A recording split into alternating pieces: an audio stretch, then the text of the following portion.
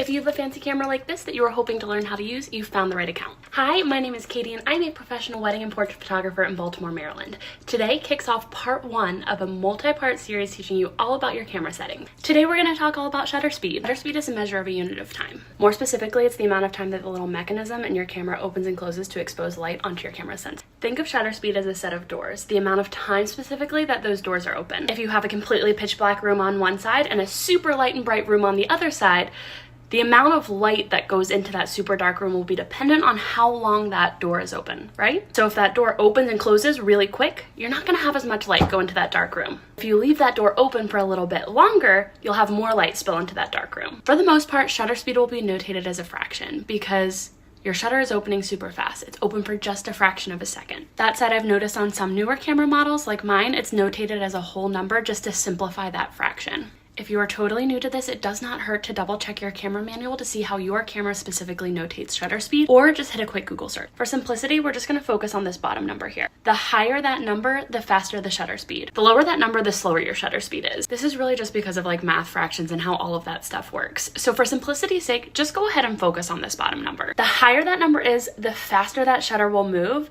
meaning that less light is able to get into your camera. The lower that number is, the slower your camera shutter will move, meaning more light is able to touch your camera sensor. Which means if you have a brighter scene, chances are good you will probably want a higher shutter speed. If you have a darker location, chances are good you may want a lower shutter speed. That said, shutter speed actually does a lot more for the quality of your images. I'm running out of time, so follow along for part 2 where I talk all about shutter speed's impact on motion blur and how you can use this to add style to your images.